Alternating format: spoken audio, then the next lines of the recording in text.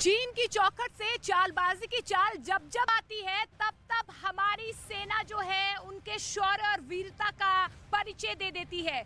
जी हाँ, देश का number 1 news channel news 18 India आज आपको अरुणाचल प्रदेश के तवांग लेकर जाएगा, वही क्षेत्र जहां पर 9 दिसंबर को भारतीय सेना ने चीन के सैनिकों को खदेड़ दिया। ये वही इलाका है, ये वही दुर्गम रास्ते हैं जहां से हम अपना रास्ता तय करेंगे और पल पल एक एक तस्वीर आपको दिखाने की कोशिश करेंगे कि कैसे शौर्य और पराक्रम का परिचय देते हुए भारतीय सेना ने एक बार फिर से चीन के मंसूबों को बेनकाब कर दिया।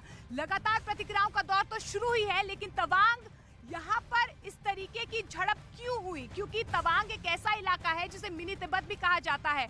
यहाँ पर परसेप्शन का खेल जरूर देखा जाता है, क्योंकि भारतीय सेना भारत की सीमा पर जरूर तवांग है, लेकिन क्लेम लगातार चीन करता आया है कि तवांग हमारा हिस्सा है।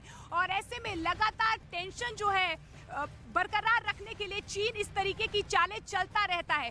देखिए 2006 से पेट्रोलिंग का सिलसिला लगातार जारी है वहां पर, क्योंकि देखिए निर्धारित सीमा नहीं है, एलएसी पर कोई निर्धारित सीमा नहीं है दोनों सेनाओं की, और ऐसे में दोनों ही तरफ से पेट्रोलिंग होती है और छुटपुट छोटी छोटी झड़प जरूर होती है।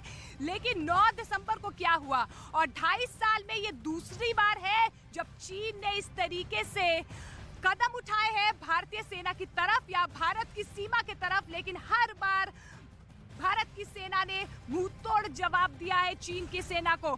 और इस बीच राजनाथ सिंह की तरफ से भी, गृह मंत्री राजनाथ सिंह की तरफ से, गृह मंत्री अमित शाह और रक्षा मंत्री राजनाथ सिंह की तरफ से भी प्रतिक्रिया जरूर आई है। उनकी तरफ से साफ तौर पर कहा गया है कि हमारा शौर्य और वीरता का पराक्रम एक बार फिर से भारतीय सैनिकों ने दिया। उन्होंने कहा कि तवांग झड़प पर सेना ने अतिक्रमण की कोशिश जरूर की चीन की सेना ने, लेकिन उसे नाकाम कर दिया गया। चीन के सैनिकों को हमारे जवानों ने खदेड़ दिया और इस झड़प में हमारे कोई भी सैनिक गंभीर रूप से घायल नहीं हुए हैं।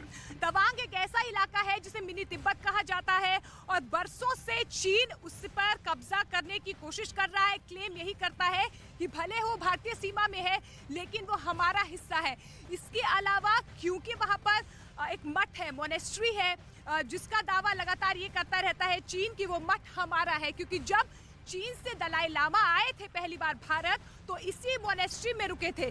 लेकिन आप देखिए कि किस तरीके से परिस्थितियां गलवान के बाद बदलती रह गई, क्योंकि टाइमिंग को लेकर भी यहाँ पर सवाल हो रहे हैं। आपको 15 नवंबर का वो दिन याद होगा जब इंडोनेशिया के बाली में प्रधानमंत्री नरेंद्र मोदी शी जिनपिंग से मुलाकात उन्होंने की थी, और गलवान के बाद ये पहली बार था जब दोनों नेता एक दूसरे के साथ मिले थे।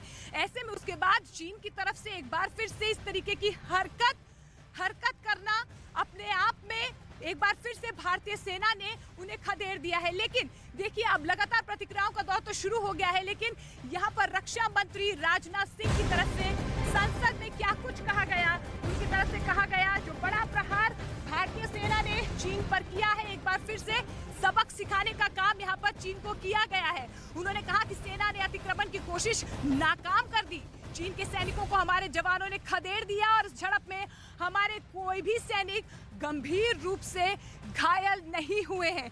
तो गलवान के बाद यानी कि 15 जून 2020 को जब गलवान घाटी में हुआ था, गलवान घाटी में जब इस तरीके की हिंसक झड़प हुई थी, संघर्ष हुआ था, हमारे 20 जवान जो है वो शहीद हो गए थे। लेकिन इस बार 9 दिसंबर को जब गलवान के बाद यहाँ पर यांग से जो इलाका है 17,000 फीट ऊंचा, तवांग से ऊंचा एक इलाका है जहां पर कहीं ना कहीं कब्जा करने की कोशिश चीन ने की, उसको एक बार फिर से नाकाम कर दिया गया।